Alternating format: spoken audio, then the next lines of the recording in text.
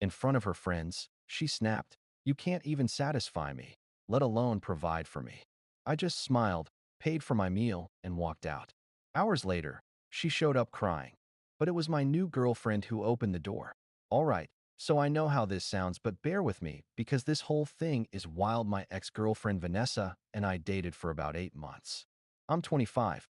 She's 24. Things started good, but the last few months she'd been getting more and more demanding about money and making comments about my lifestyle. I work as a plumber and own my own business, make really good money actually, but Vanessa always acted weird when people asked what I do. She works full-time as a manager at some upscale boutique downtown, so she's around fancy stuff all day. We live together in my house, which I own outright, been living together for about 4 months. But lately, Vanessa's been making comments about upgrading to a bigger place or a better neighborhood. Everyone at work lives in those new downtown condos, Mike. They're so much nicer than this place, babe. This house is paid off. Why would we move somewhere? We'd have to pay rent because it's about more than just money. It's about lifestyle. The problems really got bad when she started hanging out with this group of girls from work, all of them dating guys with office jobs. Suddenly, Vanessa's acting embarrassed about being with a plumber. Why can't you get a normal job like everyone else? Vanessa, I own my own business. I make more than most people. It's not about money. It's about what people think. Should have ended it right there. But I thought she'd get over it. Last Friday, Vanessa texts me saying she wants to go to this new upscale restaurant downtown, the kind of place that charges $40 for a steak. I said sure, even though it's not really my scene. Great. I invited Ashley and Madison from work and their boyfriends. You'll finally get to meet them. Red flag. But I went along with it. Saturday night, we meet at the restaurant. Ashley and Madison show up with their guys who are exactly what you'd expect, button-down shirts, talking about their marketing jobs and investment portfolios. This is my boyfriend, Kevin. Ashley says he works in digital marketing, and this is Brad. Madison adds he's in corporate finance. Then it's my turn. This is my boyfriend, Mike. Vanessa says without much enthusiasm. He owns a maintenance company, not plumbing business, maintenance company. The whole dinner is awkward. Kevin and Brad keep talking about their careers and asking vague questions about what I do. Vanessa keeps steering the conversation away. Whenever they get specific, Mike handles property maintenance for commercial buildings, she says, when Brad asks directly, which is sort of true, but makes it sound like I'm a janitor. Instead of a business owner. About halfway through dinner, Kevin starts talking about this vacation he's planning with Ashley. We're looking at Bermuda for a long weekend, all-inclusive resort package. That sounds incredible, Vanessa says. Mike, and I never do anything like that. I look at her confused. We talked about taking a trip to Costa Rica. You said you wanted to wait until summer. That's different. That's not like a real vacation. What makes a vacation real? You know, like somewhere romantic with nice resorts and good service. Costa Rica has nice resorts. It's not the same thing, Mike. Ashley jumps in. Kevin surprised me with the trip for our 6-month anniversary. It's so nice having someone who knows how to treat you, right? The comment hangs in the air. I can see where this is going. Must be nice, Vanessa says, looking directly at me. Madison decides to pile on. Brad and I went to Napa last month. Wine country is so romantic, much better than camping or whatever. See, that's what I'm talking about. Vanessa says some people know how to plan real dates. Vanessa, we've been on plenty of nice dates, like what that weekend at the lake house, the concert, downtown dinner at Romano's last month. Those aren't the same thing. How are they not the same thing? Because they're not impressive, they're just normal. Kevin and Brad are watching this conversation like it's entertainment. Ashley and Madison are exchanging looks. Vanessa, maybe we should talk about this at home. No, let's talk about it now. I'm tired of pretending. Everything's fine pretending. What's fine? Our relationship, Mike. Our future. What's wrong with our future? What future? You're content just running a little maintenance business forever. It's not a little business. It's successful compared to what? Compared to most businesses I do. Well, to find. Well, I'm getting irritated now. I make good money, Vanessa. You know this. How good enough to own a house and support both of us. That's not what I asked. The table goes quiet. Everyone's staring at us. Vanessa, what do you want me to say? I want you to be honest about your limitations. What limitations? Your career limitations, Mike. Your ambition limitations. I don't have limitations. I have a successful business. Vanessa looks around the table at her friends, then back at me. Mike, you can't even satisfy me, let alone provide for me. The words hit like a slap. Ashley and Madison gasp. Kevin and Brad look uncomfortable, but also kind of interested. Vanessa, what the hell? It's true. Mike, you're not ambitious. You're not sophisticated. You're just comfortable being small time. Small time, yes. Small time. Look at Kevin and Brad. They have real careers. They understand what women want. And what do women want? Success, growth, someone who's going somewhere in life. I sit there for a second processing. What just happened? My girlfriend of 8 months who lives in my house just told me I can't provide for her in front of people. I've never met. Then I started laughing. What's so funny? Vanessa asks, you think Kevin and Brad are more successful than me? They have real careers, Mike. Kevin, you work in digital marketing, right? Yeah. Why? What's your annual income if you don't mind me asking? Mike, don't. Vanessa warns, I make about 70,000. Kevin says, that's great, Brad. What about you? Around 85. Cool. So Vanessa, since you think I can't provide for you, want to know what I made last year? Mike, stop this. $160,000. The table goes dead silent. That's impossible. Madison says no plumbing business is really good. Emergency calls commercial contracts new construction. I'm booked 6 months out. Ashley looks shocked. You make twice what Kevin makes? Yeah, but apparently that doesn't matter because it's not sophisticated enough. Vanessa's face is bright red. Money isn't everything, she mumbles. You literally just said I can't provide for you. Seems like money was pretty important 10 seconds ago. It's not about the money. It's about image. Image, yes, image. What am I supposed to tell people when they ask what my boyfriend does? You tell them your boyfriend owns a successful plumbing company and makes six figures. It's not the same thing. You're right.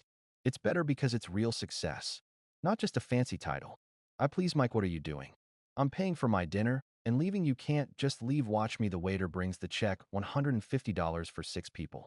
I look at it and calculate my portion, 2 drinks and the salmon, so about 35 bucks, including tip. Mike, you always pay when we go out, Vanessa says quietly. You just told me I can't provide for you. Figured I should stop trying. I put $40 on the table and stand up. Thanks for dinner, everyone. Good luck paying for the rest. Mike, sit down. Don't make a scene. I'm not making a scene. I'm leaving. You can figure out how to split the rest with your sophisticated friends. I walked out of that restaurant feeling like I dodged a bullet, got home, and sat on my couch thinking about what just happened. Vanessa had been living in my house for 4 months, eating food I paid for, sleeping in a bed I bought, and she just told strangers I couldn't provide for her. My phone started buzzing around 11 p.m. Text from Vanessa. Mike, I'm sorry. I didn't mean what I said. Ashley had to lend me money for my part of dinner. Can you Venmo me back? Mike, please answer me. I'm getting an Uber home. We need to talk. I didn't respond to any of them.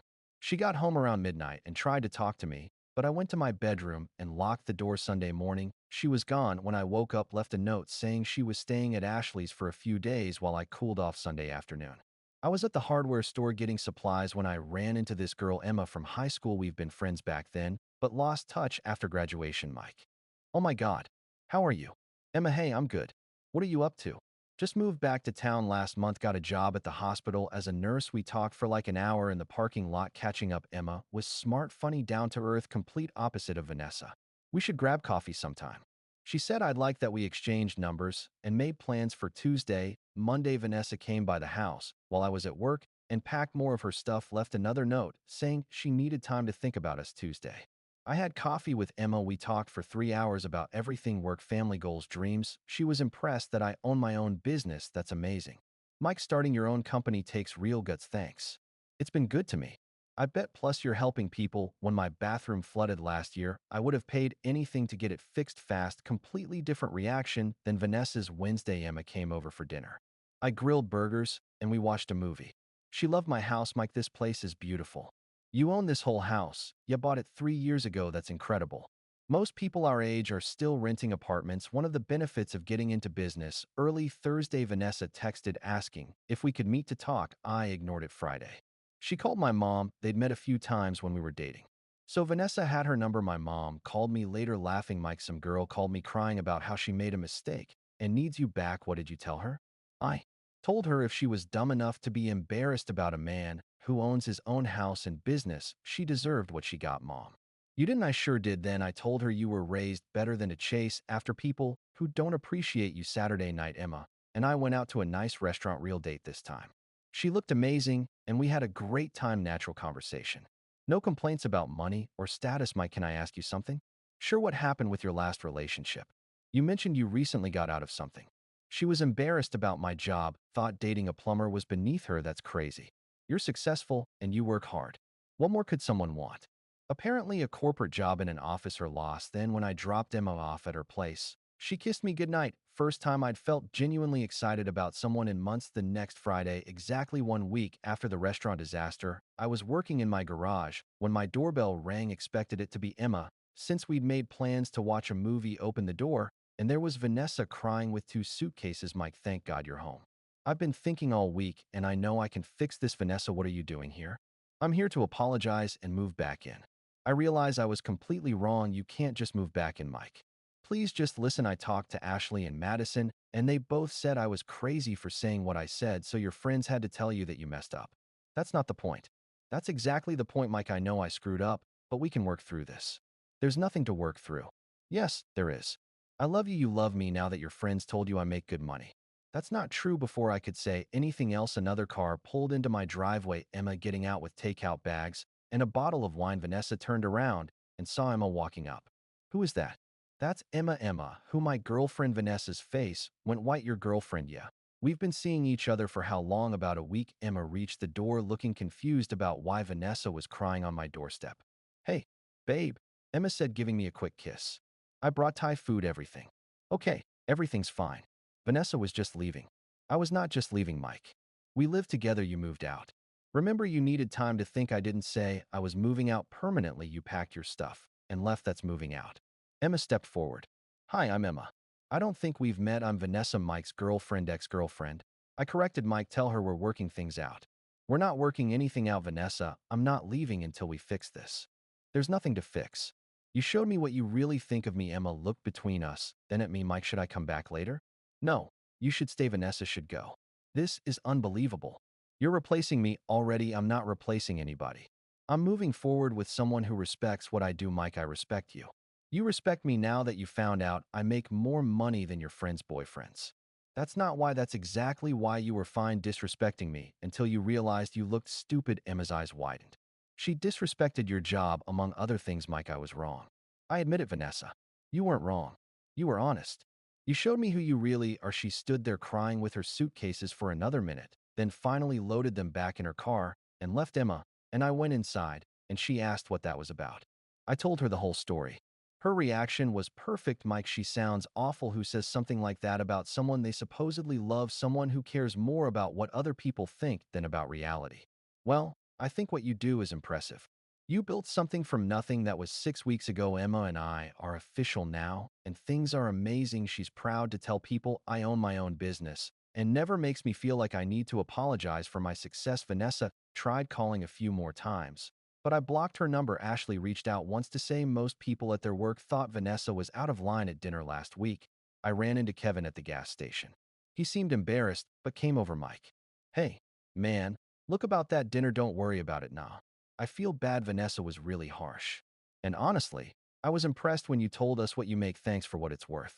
She's been pretty miserable since you guys broke up. Keeps asking Ashley about you. That's unfortunate. She moved back in with her parents. Apparently couldn't afford her own place without your help. So Vanessa went from living in my paid-off house to moving back home. Interesting how that worked out. The whole thing taught me that some people care more about appearances than substance. Vanessa wanted a boyfriend who looked impressive on paper, even if he couldn't provide what I could. She got so caught up in what her coworkers thought that she threw away financial security for social status. Now she's back at her parents' house, while I'm with someone who appreciates what I've built. Sometimes the best